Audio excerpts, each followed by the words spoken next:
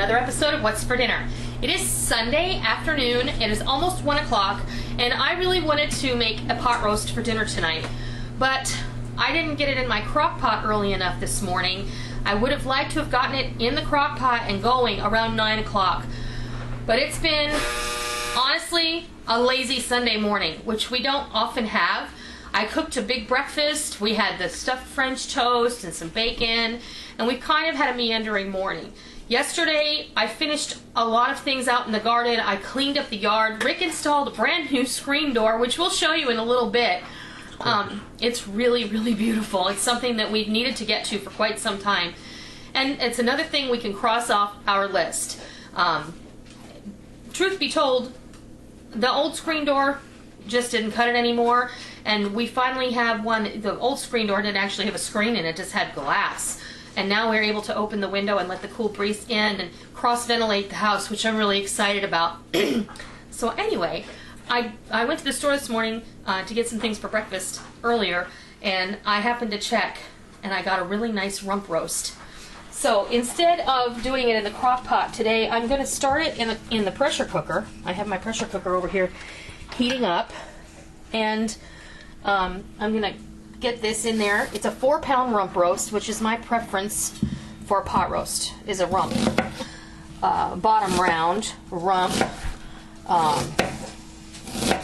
or a chuck roast. I think that a chuck roast tends to be a bit fattier.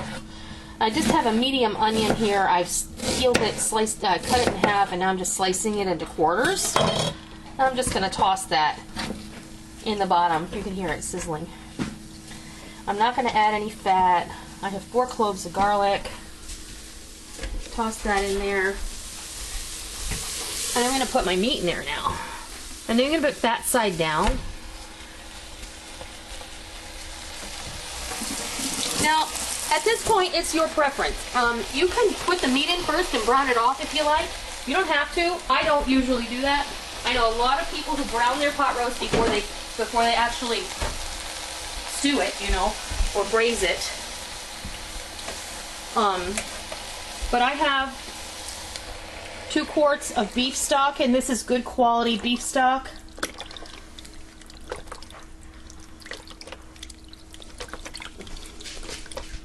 I'm going to use the whole box.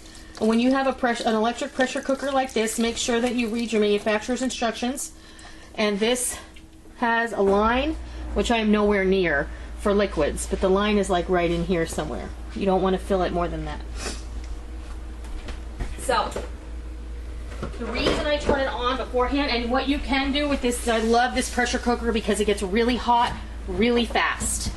And what you can do is you can actually brown ground beef or ground meat of any kind in this pressure cooker, and then set your, like, if you're going to make if you want to make sloppy joes or spaghetti sauce really fast, you can brown off your meat in here, throw all of your ingredients in there, and pressure cook it for 15 to 20 minutes, and you've got instant sauce that tastes like it was simmered all day long. It's absolutely delicious. You can actually put a chunk of ground beef in this pot, frozen. Put a jar of your favorite pasta sauce, and then you put a box of your favorite dry pasta. You put 2 cups of water in there with it, and you cover it with mozzarella cheese. You put that thing in there for, I think, 35 minutes. You will have instant lasagna. I'm not kidding. It's amazing what you can do with this thing. We should try it. Someday we'll have to try that. I've only seen that demonstrated. But the reason I turned it on was to get the heat up a little. And I can see it's already starting to come to a simmer. It's actually really warm. So what we're going to do is I'm going to put the lid on. I have it sealed in the seal. And I've got my timer set for 20 minutes, but I'm going to go ahead and do this again. I'm going to set it for meat. And I'm going to set it for 45 minutes. And then when it comes down off of the pressure, when it releases completely, I'm going to come back and show you what it looks like. I'm going to take the lid off, and then I'm going to put the slow cooker lid on it, and I'm just going to let it go on warm for the rest of the afternoon.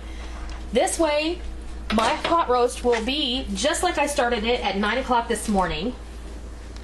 And then what I'll do throughout the afternoon, closer it gets to the time we want to have supper, because I'd like to eat supper a little early tonight. because we had a late breakfast, and then we'll have a little bit of an early dinner, much earlier than we usually do.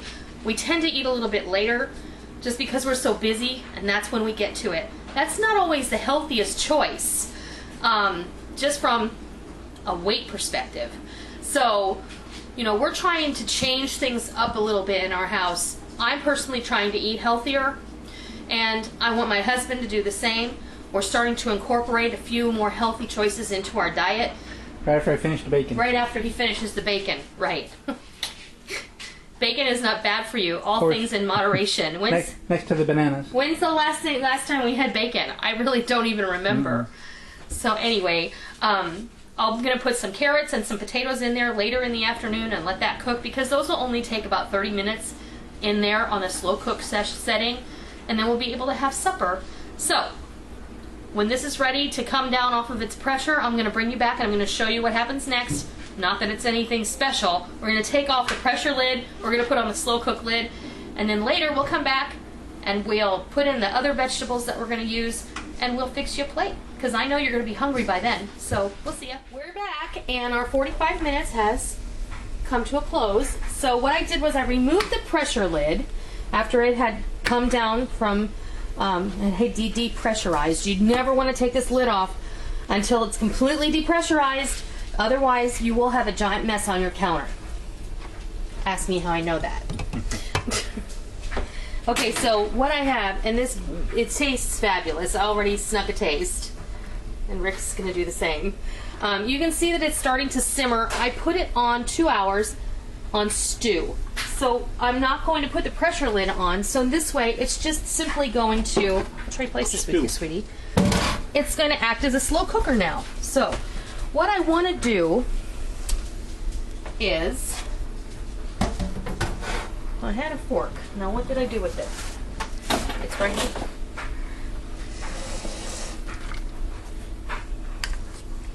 What I would like to do is, I have about a half a dozen organic whole carrots that I have sliced, and I'm just going to drop them in this cooking liquid, and I'm doing this with one hand. So I also have 3 stalks of celery that I have roughly, they're just chunked up like that. This is going to add some nice flavor to that cooking broth. I also have a can of petite diced tomatoes. That is just a personal preference. I like to put tomatoes in my pot roast. And we'll give this a little zhuzh. Make sure your meat is covered. At this point, it doesn't matter how full. Well, you don't want to overflow it, of course, but you know. And I'm going to add a little more seasoning in here now. I'm going to put some celery seed. What was that? Carrot.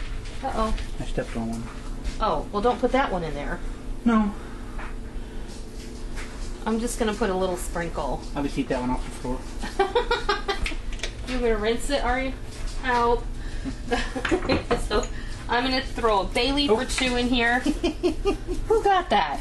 Well, Sam was going to get it, but Tally didn't want her to get it. You don't like carrots. Not raw ones, anyway. Okay. The battle of the carrot. Yeah. I tossed in a couple of bay leaves. Now I'm going to put in about that much. Rick's paying attention to the dog here. Get me carrot. I'll remove the temptation. That's okay. I've got some marjoram here. Marjoram and beef. Marjoram and pot roast is perfection. Let's see. What else? How about just a pinch of thyme? Thyme is very, very strong, so remember, you don't want to put too much. I say less than 1/4 of a teaspoon. Just what'll fit between here. This is what you want to put. That's a pinch. And I think I'm good, actually. So let me get my fork.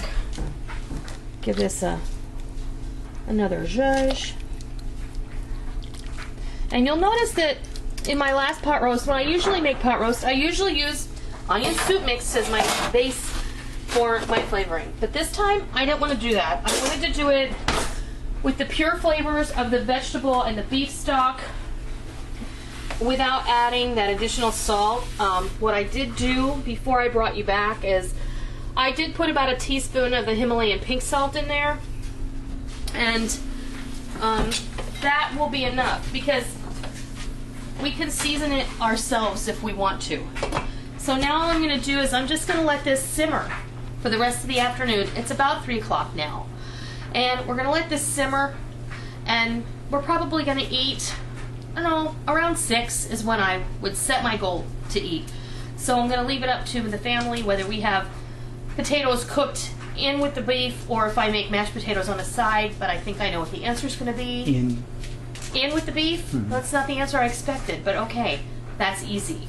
I have some potatoes right over here that we got off the dollar bin, the produce markdown bin, and we'll cut those up and put them in the pot, but only about, I'd say, 45 minutes to an hour before I want to eat.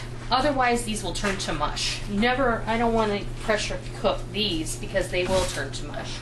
But anyway, we're going to go, and I'll come back later when everything's ready, and it's time to fix you a plate of delicious pressure-cooked pot roast. Supper is ready. Pot roast is carved or falling apart, as the case may be.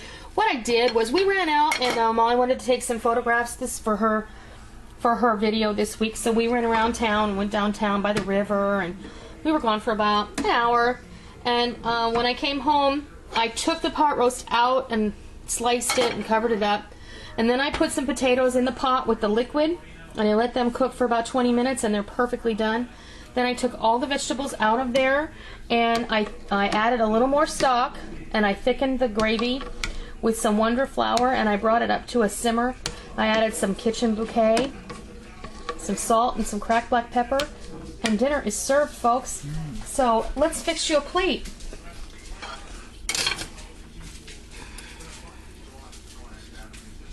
And this pot roast is delicious, and there's just something about pot roast is absolutely perfect.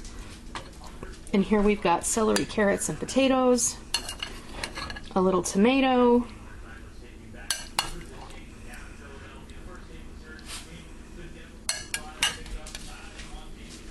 and this is Rick's dish, so he has been working hard all weekend. A little bit of gravy, and this is a lighter gravy.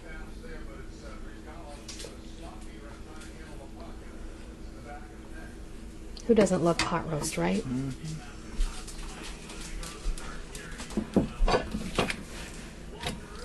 And someone asked me about these mats I have on my cutting board. These are just placemats. These are plastic placemats that I get at the discount store that are about $1 a piece, and at any given time you can find any number of different designs. I like them because they're just like those plastic cutting mats that they sell you with the knives, and they're inordinately less expensive. So I found this one I got at Walmart, yes. So there you have it, a quick pot roast dinner that I made in the pressure cooker that took a lot less time than cooking it in the crock pot. And you can do that too, or you can just cook it in a crock pot. Or if you don't have a crock pot, you can simply put this in a covered casserole in your oven all day, and you're gonna have a delicious pot roast at the end of the day. So, I hope you try this, and I hope you love it. And I hope sometime you'll consider joining me for a powwow class over at powwow.com/Noreens-kitchen, and you can cook alongside me, and we can all cook together and learn from each other. So, hope you try it, hope you love it. Till next time, I'll see ya.